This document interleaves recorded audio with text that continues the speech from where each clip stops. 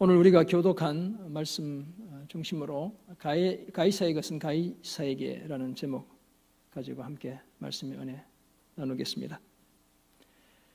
지난달 9월 27일자 한 언론 보도에 따르면 우리나라의 고액 상습 체납자들이 체납한 세금의 국세 기준으로 국세의 기준이 국세 체납 총액이 무려 51조에 이른다는 보도가 있었습니다. 그 불명예스러운 1등 체납자는 서울 강서구 화곡동에 사는 홍모 씨인데요. 자그만치 1,663억 원을 체납했습니다. 양천구 신정동에 사는 박모 씨 또 1,224억 원을 체납했대요. 우리가 이름은 들어본 적 있는 신동아 그룹 회장이었던 최순영 씨도 아직 1,073억 원을 체납하고 있다고 합니다. 2004년 이래 이런 고액 체납자들의 숫자가 무려 5만 6천여 명에 이르고 이런 사람들이 체납한 그 금액들이 모여 금액으로 51조가 넘게 됩니다. 그리고 실제 열심히 세금 받으러 다녀도 징수율은 약 2.3%에 불과하다고 보도했습니다. 그만큼 세금 안 내고 버티는 사람들이 많다는 반증이 되겠습니다. 반면에 대부분의 일반 봉급 생활자들의 지갑은 무슨 지갑이죠? 유리지갑이라고 이야기합니다. 봉급을 받을 때 아예 소득세, 지방세를 다 징수해 버리죠. 이게 이제 원천 징수한다. 영어로 이제 withholding 한다라고 이야기하는데 그뿐만이 아니죠. 4대 보험료 다 떼고 우리가 월급으로 받게 됩니다. 그렇다면 그 누구보다도 가이사의 것을 가이사에게 잘 바치는 사람들이 월급쟁이다, 봉급 생활자다 이렇게 말할 수 있습니다. 그런데 작년 11월 말, 2019년 11월 말 이 세금과 관련해서 참 쑥스럽기도 하고 안타까운 또 다른 언론 보도가 하나 있었습니다. 가짜 기부금 영수증 발급과 관련된 보도였는데요.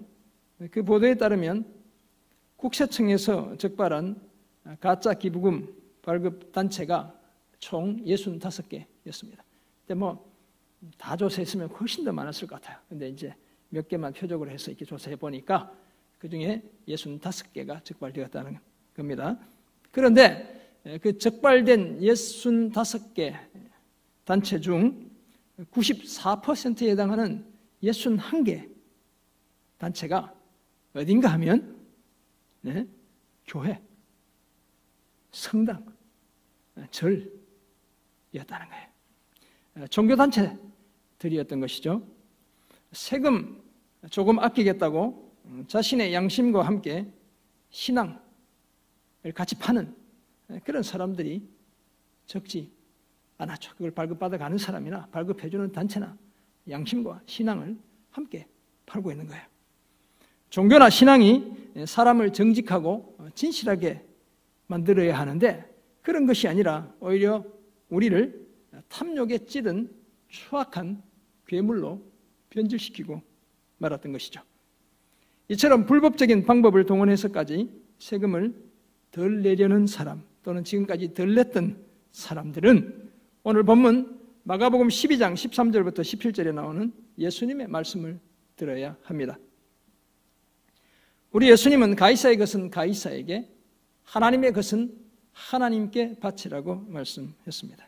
쉽게 말해서 주님이 국가가 정한 세금 떼먹지 마라 라고 하신 것이죠. 사회를 유지하기 위한 부담을 사회 구성원들이 기꺼이 져야 한다고 말씀하셨습니다. 거기에다 하나님께 드릴 것도 제대로 드려야 한다고 말씀해 주셨어요. 이런 내용을 담고 있는 오늘 본문을 통해 우리는 다음과 같은 몇 가지 사실 발견하고 함께 은혜 나누려 합니다. 먼저 세금은 우리를, 사람들을 시험에 들게 해요. 세금이 우리를 시험하죠. 나중에 이제 한번 같이 보겠습니다. 두 번째는 가이사의 것 가이사에게 바쳐야 합니다. 국가에 내야 하는 세금 정직하게 납세해야 한다고 주님이 말씀해 주셨어요. 그리고 끝으로 하나님의 것 하나님께 바쳐야 합니다. 이 세 가지를 한번 함께 생각해 보려 합니다. 예수님께 해를 가하기 위한 유대 종교 지도자들의 시도가 계속되고 있습니다. 오늘 본문도 그렇고 다음 주에 살펴보게 되는 본문도 그렇고 끊임없이 주님을 어떻게든 위해하기 위한 저들의 노력이 그치지 않죠. 이번에는 예수님의 말씀을 책잡기 위해 저들이 바리새인과 헤롯 땅 사람들 중에서 사람들을 예수님께 보냈죠. 독특한 조합이다 이렇게 볼 수 있습니다.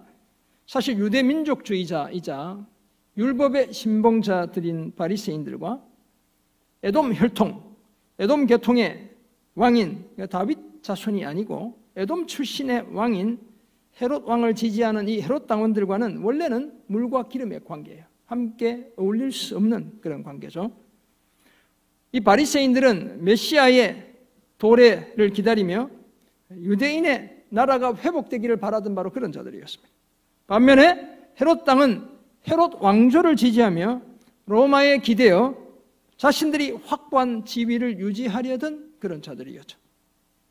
정치적인 입장에서 종교적인 관점에서 평소에 서로 원수같이 지내던 저들이 이번엔 뜻을 같이하며 예수님을 찾아왔습니다. 왜냐하면 예수님은 저들 모두의 그 입지, 기득권을 위태롭게 하는 소위 요즘 말하는 공공의 적이었기 때문에 그렇습니다. 이런 예를 바탕으로 우리는 오늘 본문에서 다음과 같은 몇 가지 사실을 발견하게 됩니다. 먼저 세금은 사람들을 시험 들게 합니다. 세금이 우리를 시험한다는 거예요. 예수님의 말씀을 책잡기 위해 이 책잡다는 말은 함정을 파다 이런 덫을 놓다 이런 의미를 가지고 있거든요. 예수님의 그 말씀으로 예수님을 힘들게 하기 위해 보냄을 받은 바리새인들과 헤롯 땅 사람들이 들고 나온 문제가 오늘 본문에 언급하고 있는 바로 이 세금 문제였습니다. 앞에서도 말씀드렸지만 평소에는 서로 반대편에 서 있던 서로 이렇게 대적하던 적대적이던 저들이 자신들의 이익이 침해를 당한다고 생각하자 이번엔 서로 의기투합하게 되었습니다. 예수님을 찾아온 저들의 1차적인 목적은 예수님을 함정에 빠뜨려 공경에 빠뜨려서 예수님을 지지하는 무리들로부터 예수님을 분리해 놓는 것, 이것이 저들의 1차적인 목적이었습니다. 그리고 이후 예수님을 죽이는 것, 이것은 저들의 궁극적인 목적이었죠. 일종의 악의 콜라보가 일어난 겁니다. 바리새인, 헤롯 땅, 도저히 한데 어울릴 수 없는 저들이 서로 협력하게 된 것이죠. 그리고 그것은 엄청난 위력을 발휘합니다. 결국 하나님의 아들인 예수님을 십자가에서 죽이고 마는 것이죠.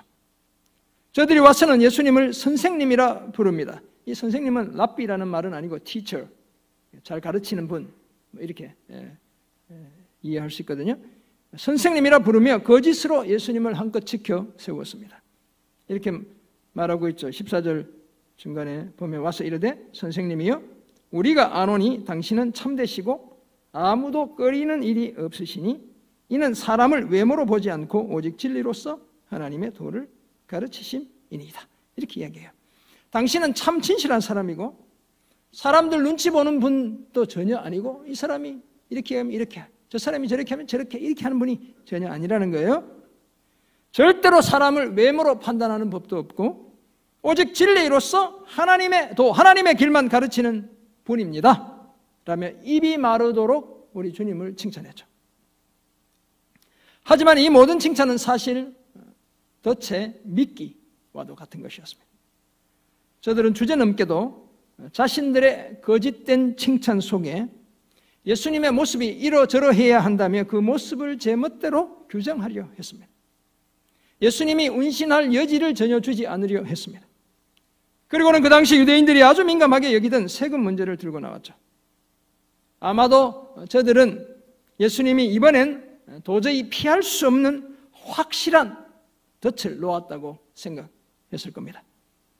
그런 확신을 가지고 예수님께 나와 14절 끝부분에 보면 가이사에게 세금을 바치는 것이 옳으니까 옳지 아니하냐 하니까? 라고 묻죠. 그리고 15절 보면 우리가 파첼이니까 말리니까? 라고도 말해요. 여기서 세금은 일종의 인두세, 그러니까 각 사람마다 동일하게 부과하는 그 세금을 이야기합니다. 납세 능력, 돈 많이 번다고 해서 더 많이 내고 이런 세가 아니고 그 능력, 납세 능력의 차이를 고려하지 않고 그 지역에 사는 성인 남자들에게 누구나 다 모두에게 일괄적으로 부과된 바로 그 세금을 가리키죠. 질문을 던지는 저들의 외식함을 다 아시는 예수님이 어찌하여 나를 시험하느냐? 데나리온 하나를 가져다가 내게 보이라고 하셨어요.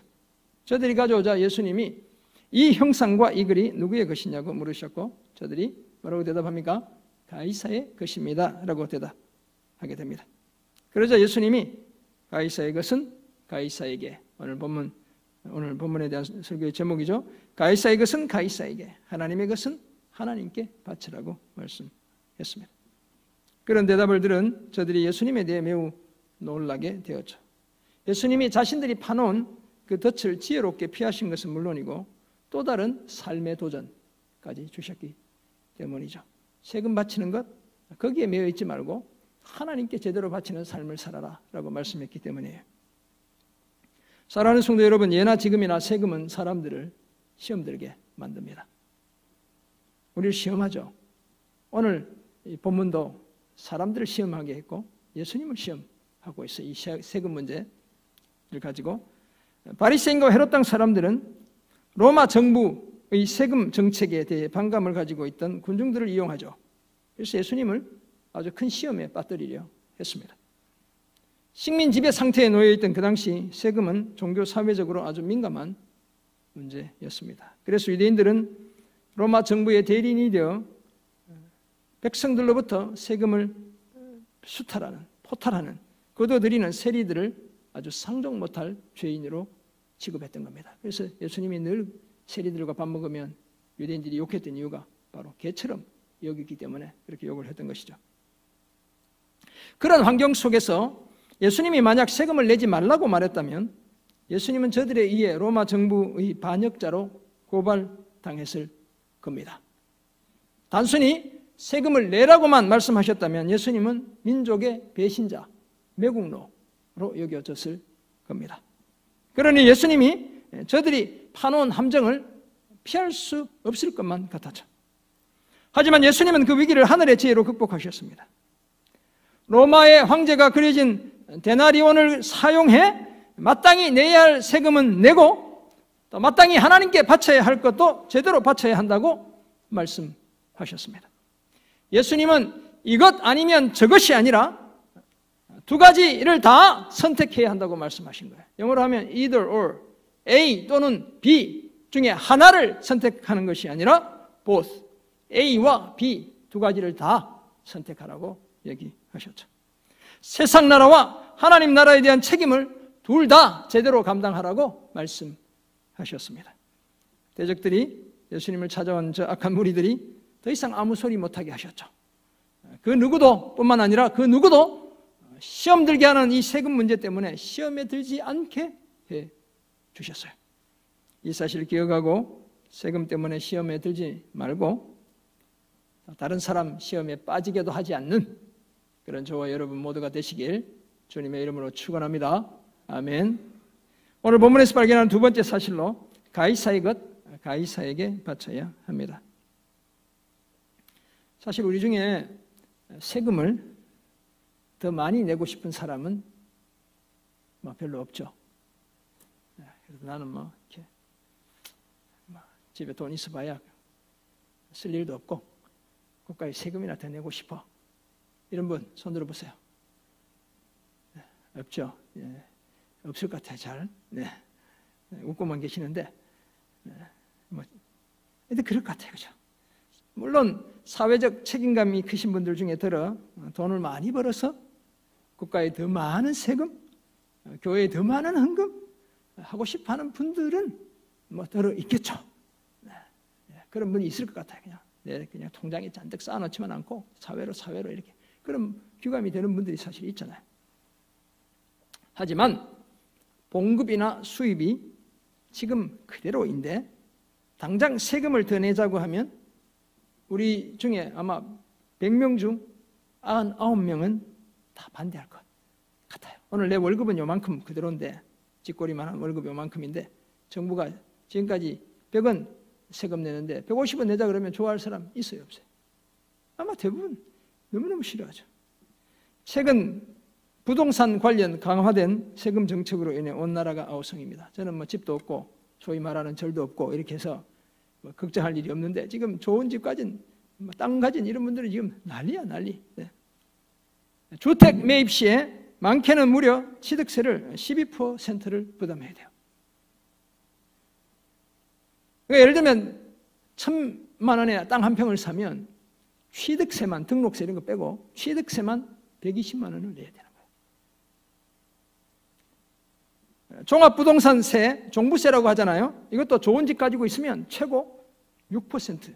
예를 들면 뭐 강남에, 목동에 또는 판교에 한 20억짜리 집을 갖고 있다 치면 그냥 단순하게 계산하면 1년에 1억 2천만 원을 세금으로 내야 되는 거예요. 이게 지금 말이 아니죠. 이제 물론 이제 누진제여서 그렇게 내는 건 아닌데, 이제 제가 좀 쉽게 계산해 드리는 거예요. 주택을 1년 미만 보유하고 있다가 팔면 양도세, 예를 들면 1억짜리 집을 사서, 이거 뭐 말도 안 되는 얘기지만 10억을 샀는데 20억이 됐다 이러면 7억을 70%를 양도세로 내야 되는 거예요. 1년 미만 팔면. 이게 지금 현재 부동산 세금 정책이에요. 부동산 투기를 잡아 집값을 안정시키겠다는 주택 정책이 1주택자에게까지 세금 폭탄이 되어 돌아오고 있는 겁니다. 다행히 저는 뭐 그런 세금 내지 않아서 다행이긴 하지만 잘 사는 성도님들 생각하면 제가 좀 걱정이 되긴 돼요. 국민들의 세금 저항 지수가 높아질 것, 뭐 불을 보듯 뻔하죠. 20억짜리 강남에 집 한 채 있다고 해서 1년에 1억 2천을 현금으로 낼 수 있는 돈이 있는 건 전혀 아니죠. 그런 시대가 되고 있죠. 오늘 보냄을 받은 바리새인과 헤롯 땅 사람들이 예수님을 찾아와 제기했던 문제도 이처럼 우리가 이렇게 세금하면 막 지갑에서 돈이 빠져나가니까 귀가 쫑긋하고 막 피부가 막 민감해지고 막 이러는 거잖아요. 피부에 와닿는 세금 문제였습니다. 이 세금을 헬라어로는 켄소스라고 합니다. 영어로 센서스라고 하는 말 있죠. 같은 단어, 바로 여기서 온 겁니다. 인두세라는 거예요. 헤롯 대제의 아들인 아켈라오라는 그 왕에 의해 서기 6년부터, AD 6년부터 갈릴리 지역 등에 거주하는 성인 남자들 모두에게 부과되었던 바로 그 세금이에요. 여기 단어 사용되는 켄소스라는 세금 자체가. 그리고 이 세금의 액수는 사실 많지 않았어요. 1년에 한 데나리온, 로마의 은전 데나리온 하나를 내면 되는 것이었죠. 우리가 데나리온은 노동자 하루의 일당이라는 사실을 잘 알고 있어요. 저들은 자신들의 속셈을 숨긴 채 예수님에게 이 켄소스라고 이야기하는 세금을 바치는 것이 옳습니까? 옳지 않습니까? 라고 묻습니다.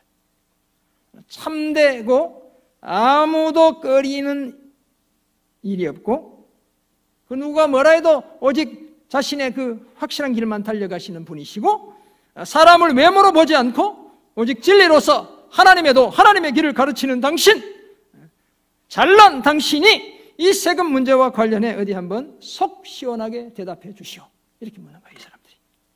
선생님, 우리가 모르니까 세법 계산해서 가르쳐 주세요. 이게 아니고, 잘난 당신 어떻게 해야 되는지 한번 말해 보시오. 이렇게 하는 거예요. 그리고 곧바로 우리가 도대체 바쳐야 합니까? 말아야 합니까? 라고 또 했죠. 저들은 대답하기 곤란한 질문을 던져놓곤 이렇게 대답해도 욕먹고 저렇게 대답해도 욕먹는 이 질문을 던져놓곤 예수님이 즉시 대답하도록 윽박 질렀습니다. 하지만 예수님은 그때 이미 저들의 외식함을 다 아셨죠. 저들의 위선적인 모습, 히포크리, 위선, 히포크리시라고 하잖아요. 이 위선을 다 알고 계셨죠. 함정을 파고 기다리는 저들의 나쁜 의도를 주님이 다 알고 계셨어요. 그러시면서도 우리 주님은 그 덫을 피해가는 우회로를 선택하지 않습니다. 오히려 전공법을 택하시죠. 그래서 저들에게 어찌하여 나를 시험하느냐 하시곤 뭐라고 하셔요? 데나리온 하나 가져와 봐. 이렇게 얘기하셨죠. 데나리온 하나를 가져와 내게 보이라. 15절 보면, 그죠? 어찌하여 나를 시험하느냐? 데나리온 하나를 가져다가 내게 보이라. 주님이 이제 질문에 대한 답을 하시기 위한 준비를 하시는 거예요. 저들이 가져와 보이자 예수님이 이 형상은 아이콘, 헬라어로 보면 아이콘 이렇게 되어 있어요. 이미지. 이 형상과 이 글, 새겨진 그 글이 누구의 것이냐, 누구를 가리키냐라고 주님이 물으셨어요.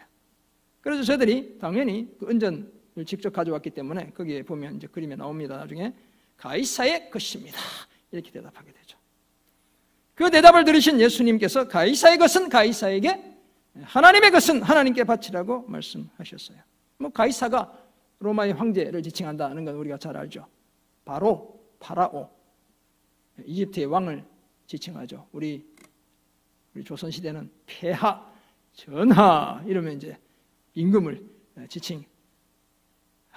중국 드라마 보니까 비샤 이러더라고요. 폐하라는 말인 것 같아요. 왕을 지칭하죠. 시절, 영어로 이렇게 이야기합니다. 로마의 은화인 데나리온에는 그 당시의 황제가 티베리우스, 디베랴라는 바다도 이 티베리우스라는 이름에서 따온 것 같아요. 이 티베리우스의 화관을 쓴 그 얼굴이, 저기 보면 이제 화관 비슷한 게 있고 얼굴이 구조되어 있잖아요. 뿐만 아니라 동전 그 주변에 보면 우리 요즘 동전도 그렇지만 글자가 앞뒷면에 새겨져 있습니다. 저게 이제 로마의 은전인 데나리온이거든요. 그 글자가 뭐냐면 이런 거예요. 저거 이제 라틴어를 풀어서 보면 하나는 막심 폰티프인데 저기 뒷면인데 저건 위대한 대제사장 뭐 예를 들면 이런 거예요. 그 앞면은 티베리우스 가이사, 하나님의 아들 이렇게 되는 거예요. 이게 지금 안 그래도 수탈을 당하고 있던 유대인들에게 이런 형상, 저 형상 자체 아이콘을 하나님이 만들지 말라고 했는데 아이콘을 만들어 놓고 티베리우스 시저 the son of God 이렇게 해놓은 거예요. 하나님의 아들 이렇게 해놨죠. 뒤에는 뭐라고요? 대제사장 이렇게 해놓은 거예요. 이런 형상과 글자가 새겨진 동전, 은화로 세금을 낸다는 것, 유대인들의 입장에서 보면 돈도 아깝기도 하지만 율법을 어기는 것 같아 엄청 불편했던 거예요. 그래서 열심당원들은, 질럿이라고 이야기하는 열심당원들은 극렬히 반대했습니다. 그 당시 이스라엘의 역사를 연구하는 사람들, 사도행전에도 언급되어 있는데요. 그래서 사도행전 5장에 따르면 갈릴리 출신의 유다라는 사람이 백성들을 동원해 소요를 일으키죠. 이 세금 우리가 못 낸다 라고 소요를 일으켰다가 로마의 군대에 의해 크게 낭패를 당하기도 했던 거예요. 사랑하는 성도 여러분, 하지만 예수님은 가이사의 형상이 새겨진 저 동전을 가져오라고 하시곤 사람들에게 보여주시죠. 이건 뭐냐면 이건 가이사가 만든 것이니까 가이사에게 내면 돼. 주님이 이렇게 이야기하는 거예요. 가이사의 것은 가이사에게 바치라고 하시죠. 세속적인 제도와 체제를 우리 주님은 무조건 부인하지 않습니다. 오히려 그 제도 아래 살아가는 시민으로서의 의무를 다해야 한다고 말씀해 주셨어요. 이런 예수님의 가르침을 따라 사도 바울도 로마서 13장 7절에서 이렇게 말하고 있습니다. 모든 자에게 줄 것을 주되 조세를 받을 자에게 조세를 바치고 관세를 받을 자에게 뭘 바치라고요? 관세를 바치고 두려워할 자를 두려워하며 존경할 자를 존경하라. 예수님은 그저 이 캔소스라는 이 세금에 관해서만 말씀했는데 바울이 오늘 그걸 확대 해석해서 조세, 관세 정직하게 내라고 이야기하는 겁니다. 사람들이 예수님을 빌라도의 법정으로 넘기며 이 사람이 백성을 미혹하고 가이사에게 세금 바치는 것 금했다고 말했지만 이것은 명백한 거짓말, 잘못된 기소였죠. 우리 주님은 그게 아니라 가이사의 것, 가이사에게 똑바로 내라 이렇게 얘기하셨죠. 그러면 우리는 당연히 가이사의 것을 가이사에게 바쳐야 합니다. 국가가 정한 세금 함부로 떼먹지 않아야 합니다. 정직한 납세가 예수님이 당부하신 일이죠. 그렇다면 당연히 하나님이 기뻐하시는 일입니다. 이 사실을 우리는 잊지 않아야 합니다. 가이사의 것은 가이사에게 바쳐 예수님은 우리가 먼저 앞장서서 건강하고 건전한 도덕적이고 상식적인 그런 사회 만들어가는 우리 모두가 되길 주님의 이름으로 축원합니다. 아멘. 오늘 본문에서 발견하는 마지막 사실로 하나님의 것은 하나님께 바쳐야 합니다. 세금은 우리를 시험 들게 하고 가이사의 것 가이사에게 바치고 그리고 마지막으로 하나님의 것 하나님께 바쳐야 합니다. 오늘 본문에서 예수님은 자신을 찾아온 바리새인과 헤롯 땅 사람들로부터 가이사에게 바치는 이 세금 문제와 관련해서만 질문을 받죠. 사실 하나님의 것과 관련된 질문을 주님이 받은 게 전혀 아니에요. 앞에서도 보았지만 그 질문은 이렇습니다. 가이사에게 세금을 바치는 것이 옳습니까? 옳지 않습니까? 우리가 도대체 세금을 바쳐야 합니까? 말아야 합니까? 이 사람들이 물은 질문이 하나님께 우리가 바쳐야 됩니까? 아닙니까? 이런 질문을 전혀 하지 않았다는 거예요. 가이사와 관련된 질문만 했죠. 저들은 예수님에게 로마 정부가 정한 세금을 우리가 과연 내야 되는지 안 내도 되는지 어디 한번 말해보라고 물어보았죠. 그리고 이 질문은 제가 전적 말씀드렸지만 그 대답으로 세금을 내라고 하든 내지 말라고 하든 어느 하나만을 선택하게 하는 이런 질문이죠. 그리고 그 대답이 무엇이더라도 우리 주님을 공경에 빠뜨리는 바로 그런 질문이었던 겁니다. 그런데 여기서 예수님이 엄청난 지혜를 발휘하죠. 그래서 제가 사실 오늘 본문을 묵상하며 예수님의 뭐 특별한 지혜, 놀라운 지혜 이런 제목으로 설명할까 생각했다가 그냥 평범한 가이사의 것은 가이사에게 정하게 된 겁니다. 예수님은 저들의 질문에 대한 대답으로 이것 또는 저것을 넘어 또 다른 것을 해야 한다고 말씀하는 거예요. either or가 아니라 both 두 가지를 다 해야 한다고 말씀하시죠. 17절 오늘 보면 이에 예수께서 이르시되 가이사의 것은 가이사에게 하나님의 것은 하나님께 바치라 하시니 그들이 예수께 대하여 매우 놀랍게 여기더라. 아멘. 예수님은 저들에게 세금을 가이사에게 바치는 것은 물론이고 가이사에게 바쳐야 할 것 당연히 바쳐야 하고 거기에다 하나를 더 추가하셨죠. 하나님의 것 하나님께 바치라고 말씀해 주셨어요. 여기서 하나님의 것을 하나님께 바친다는 것은 세금을 내고 말고의 그 지엽적인 사소한 작은 문제를 넘어 본질적인 것에 충성하고 정직해야 한다는 뜻입니다. 우리가 가진 모든 것, 우리의 시간, 우리의 공간, 우리의 재능, 우리 물질이 다 하나님 것 맞습니까? 아멘. 별로 안 하시더라고. 제가 오늘 물어봤더니 예배 때마다 다 내 것이야, 내 것. 그냥 내 것으로 하고 싶어. 그럼에도 불구하고 다 하나님의 것이에요. 여러분들이 인정하든 말든 성경이 이야기하고 있으니까 다 하나님입니다. 오늘 내 주머니에 잠시 들어와 있을 뿐인 거예요. 하나님의 것이죠. 우리는 그 중에 일부를 나라의 세금으로 내고 또한 하나님께 드립니다. 하나님께 드리는 그때 우리는 모든 것을 주께 바치는 자세로 드려야 하는 겁니다. 집 팔고 땅 팔고 논 팔고 반지 팔고 이렇게 바치라는 것이 아니라 작은 것 드리는 그때도 주님이 주신 모든 것 드리는 마음으로 드려야 한다는 거예요. 마치 내 것인 양 착각하고 인색하게 또는 마지못해 드린다면 그것은 하나님께 온전히 바치는 것이 못되죠. 그런 사람은 늘 자신의 것의 노예로 살아가게 됩니다. 하나님의 것을 내 삶에서 누리는 진정한 넉넉함, 정말 주의 집에 살찐 것들로 풍성해지는 그 진정한 넉넉함, 그 여유로움 결코 경험할 수 없죠. 내 창고에 끊임없이 무엇인가를 더 쌓는 그 일에 급급해하며 내가 가진 것들의 노예가 되어 살아가고 있을 뿐이에요. 사랑하는 성도 여러분, 하나님의 자녀들인 예수의 제자들인 우리는 세금을 낼까 말까와 같은 이 지엽적인 문제, 이 사소한 문제에 붙들려 살아가야 하는 인생이 아니에요. 예수님은 그런 문제로 자신을 책잡으려는 저들의 의도를 간파하시고 저들 스스로 자신들의 위선적인, 자신들이 히포크릿, 위선자라는 사실을 보게 하셨죠. 저들이 크게 놀랐던 이유가 바로 여기에 있습니다. 17절 끝에 보면 놀랐다고 얘기하잖아요. 아주 크게 놀랐다는 헬라 동사가 사용되고 있거든요.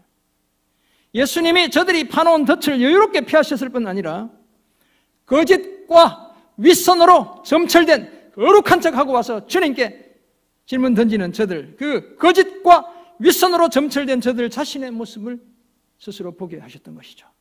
그리고는 더 크고 영원한 삶을 대안으로 제시하시기까지 하신 겁니다. 그래서 하나님의 것 똑바로 하나님의 것을 인정하라고 바치라고 얘기하셨죠.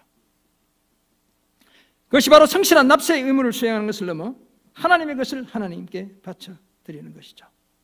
세상의 권위에 대한 의무 이행과 하나님께 대한 순종을 이분법적으로 분리하지 말고 성과 속을 그냥 그렇게 나눠놓고 이건 안 해도 이것만 해야 되는 것처럼 착각하지 말고 사실 이것도 안 하고 이것도 잘하는 사람들이 그 사람들이 분리하지 말고 동시에 두 가지를 다 감당하라고 말씀하셨죠. 그러면서도 세상이나 하나님 앞에서 정직함을 잃지 않아야 한다고 말씀하고 계신 겁니다. 그것도 억지로나 마지 못했을가 아니라 자원하는 마음으로 기쁨으로 즐거움으로 그렇게 감당해야 합니다. 왜냐하면 이런 자세가 그리스도의 제자로 진정한 예배자로 살아가는 성도들이 마땅히 취해야 할 아름다운 삶의 모습이기 때문에 그렇습니다. 더구나 오늘 우리 주님이 그렇게 살라고 말씀하고 계시기 때문에 그렇죠.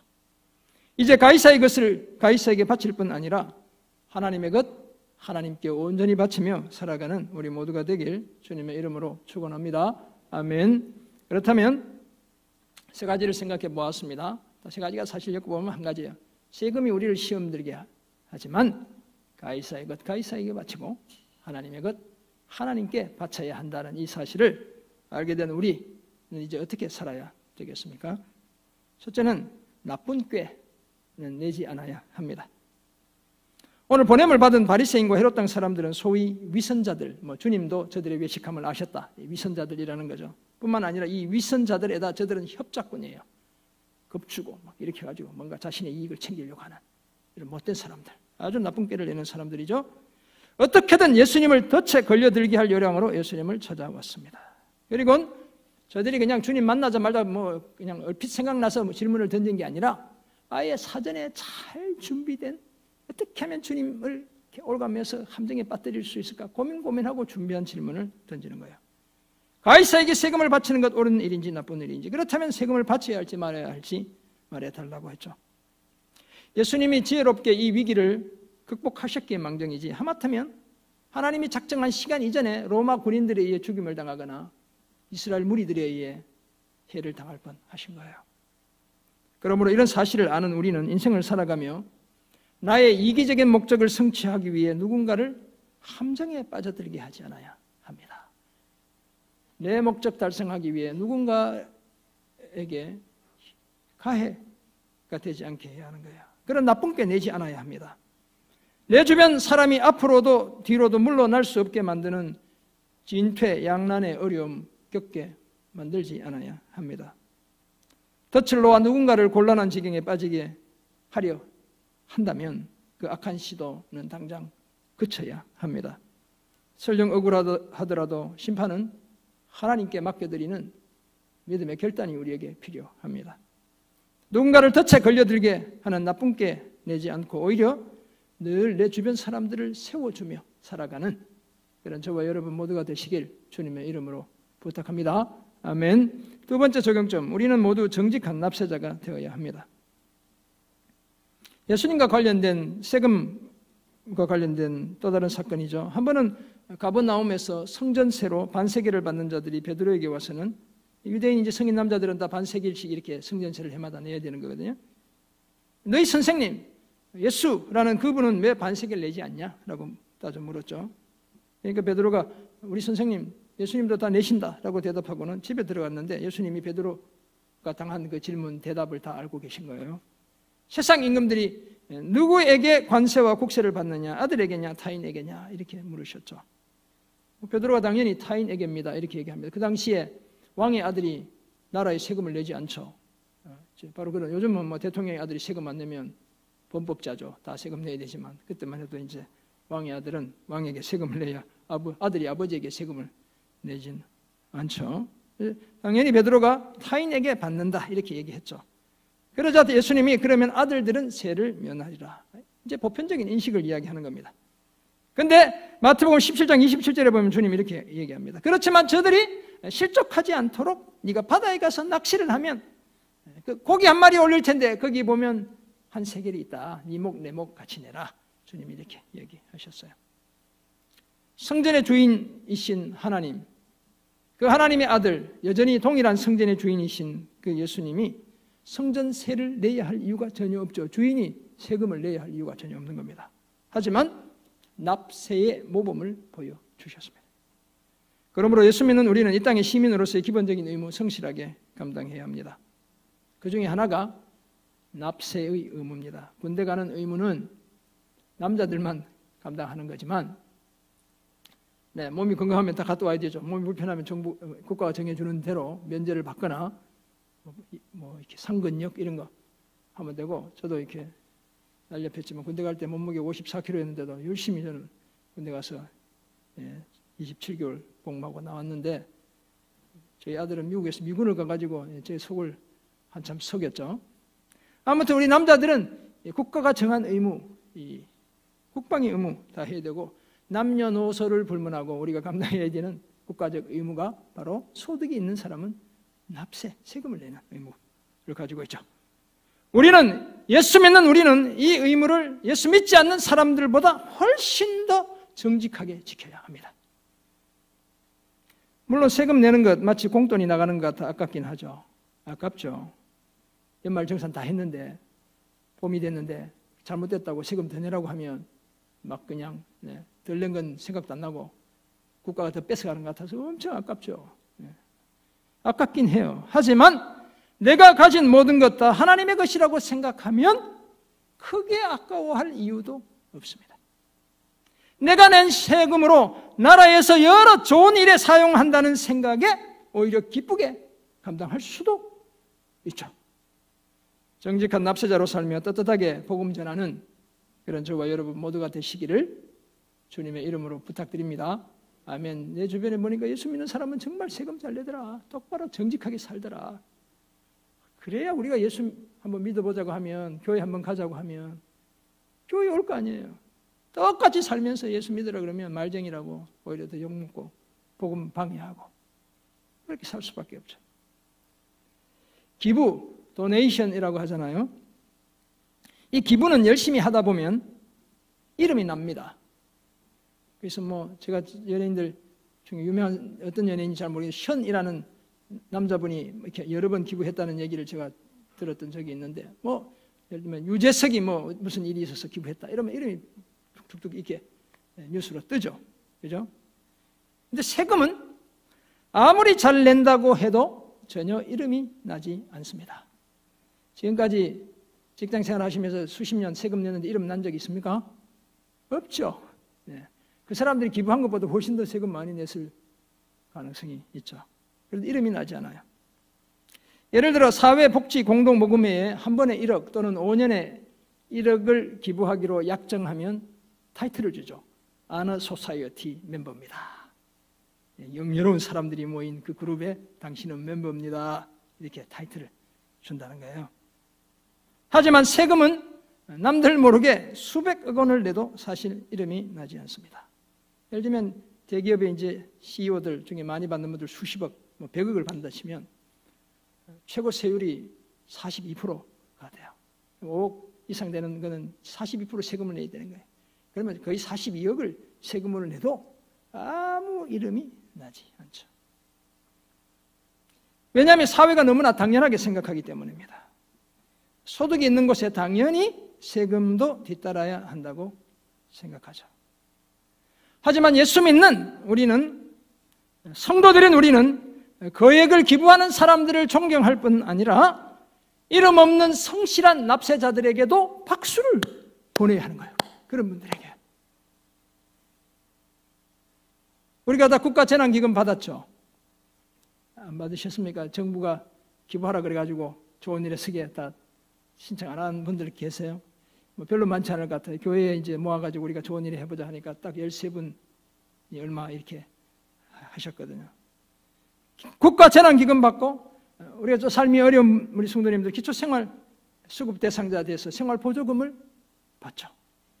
우리 자녀들 키우는 분들 보니까 좋더라고요. 한 달에 20만 원씩 고정적으로 나오고, 자녀 양육수당 어린이집 보내면 다 공짜고, 그냥 부모가 부담해야 되는 작은 부분만 부담하면 되고, 미국은 저희 손주들은 둘 보내니까 한 달에 1인당 1,000불 해서 120만 원에서 240만 애 보내는 것만, 어린이집 보내는 것만. 한국 엄청 좋아졌죠. 이런 것도 받을 수 있는 재원이 뭡니까? 세금이죠, 세금. 국민들이 내는 세금, 납세자들의 세금이죠. 사실 개인과 법인이 알게 모르게 내는 세금이 적지 않습니다. 제가 국세의 경우 소득세 세금이 많으면 소득세는 보니까 소득세, 법인세 세수가 엄청 크더라고요. 보니까 제가 설교 준비하면서 이렇게 조사해 보았더니 소득세는 많이 내면 5억 이상 소득에 대해서는 42%를 세금으로 떼가요. 엄청 떼가죠. 법인세도 일정 금액 이상이면 25%를 법인세로 떼가요. 만약 삼성이 100조를 수입으로 남겼다 이러면 25조를 세금으로 내게 되는 거예요. 기업이 돈 많이 벌어야 하는 이유가 바로 거기에 있어요. 모든 상거래, 우리가 물품 사고 팔 때 부가가치세라는 게 붙어 있습니다. 아시는 분 아시고 모르시는 분 모르시겠지만 10%예요. 물건 가격의 10%가 세금이에요. 순수한 부가세만.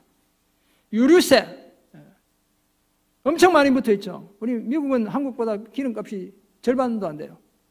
근데 우리는 기름값이 아무리 떨어져도, 가스값이 아무리 떨어져도 1200원 밑으로 지금 떨어진 걸 우리가 최근에 보지 못했어. 그죠? 유류세가 그만큼 높기 때문에 그런 거예요. 이 나라가 온 국민이 내는 세금으로 유지되고 있죠.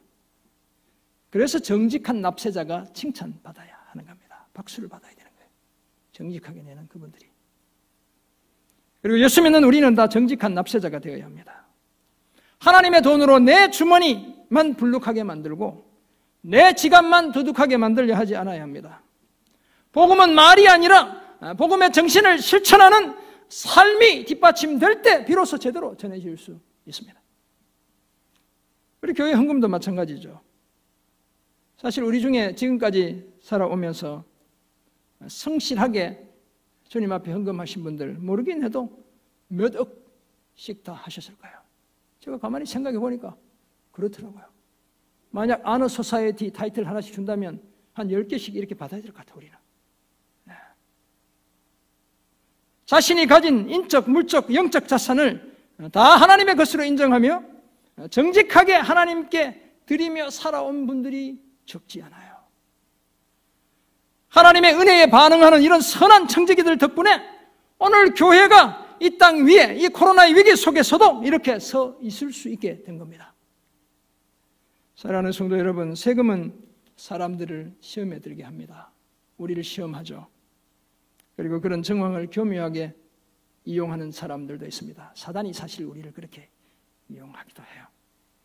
하지만 예수님은 덫을 놓는 저들의 음흉한 깨와 그 위선을 다 아시고 가이사의 것은 가이사에게 바치고 하나님의 것은 하나님께 바치라고 말씀했습니다. 이것 아니면 저것 둘 중에 하나를 선택할 것이 아니라 둘 다 정직하게 감당하라고 말씀하셨어요. 이런 사실을 아는 우리는 누군가를 덫에 빠지게 하는 나쁜 꾀 내지 않아야 될 줄 믿습니다. 거기에다 예수님의 가르침과 모범을 따라 부담스럽더라도 정직한 납세자가 되어야 할 줄 믿습니다.